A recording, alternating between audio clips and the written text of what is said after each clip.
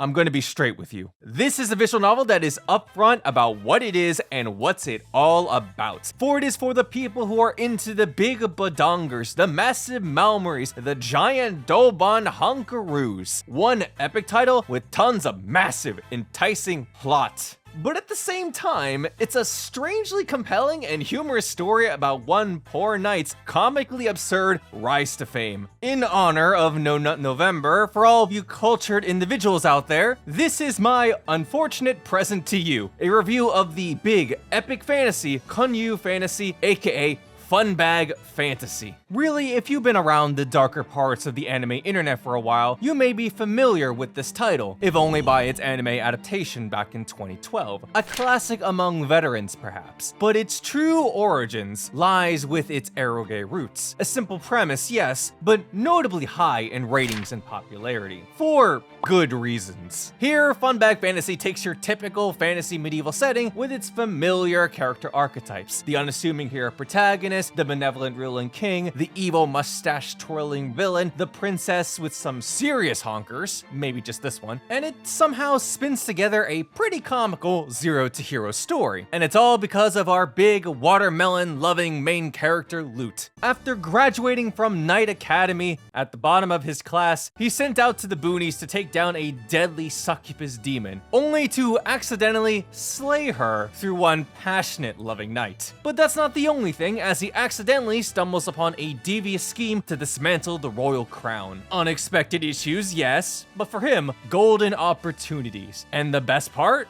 He's just an average likable guy. Even when people are slamming him with insults because of his incompetence, he shrugs it off with his carefree attitude and humor. He's kind, considerate, sincere, honest, and most of all, loves them bing boongaloos. The man's capable in many practical ways too, in the sheets and out of the sheets. In the midst of all the villains' scheming political agendas and assassination attempts, this dude's able to overcome every ordeal thrown at him by being himself. Dude's got that natural charisma. He is that guy. His background might seem questionable at first, but his actions speak volumes, and people eventually see him for the person that he is, influenced by him and his deeds. You may think it sounds boring, seeing this man cruise through life, hitting the luck lotteries every single time, but it's not about Lute winning. You're here to see how the hell he does it, and see him dive first into those delectable Ds, plus a couple of sizes too. Fun Bag Fantasy has one big appeal. From the neglected maiden MILF, to the honor student knight, to the royal innocent princess, there's a lot of loving to go around. And they're all pretty vanilla too. Threesome, foursome, and fivesome. There isn't a woman in here that isn't going neglected. Really, why bother sticking with one wife when you can have five? Most of which have their own individual route endings. Although, we all know who the true wife here is. Miss Spicy Succubus Shamisel. Forgive me for the H-scene spoilers, but really, my heart goes out to her for being that devoted, to where she decided to,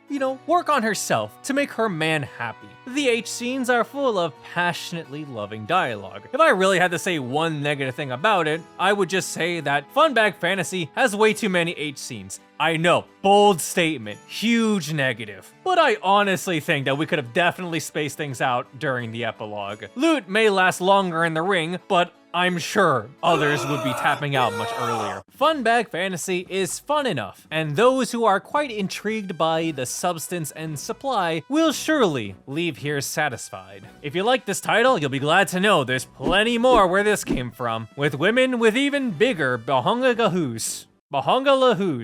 Even bigger Bahanaga hoops. But if you're interested in another spicy series, you might want to check out this video over here. I would also like to thank everyone on Patreon for supporting me in covering visual novels. You guys are fantastic, and if you'd like to be a part of that effort, please consider subscribing. And finally, if you did read this installment, please tell me if this gets better. While I did enjoy this, I admit I'm more of a middle-sized man myself.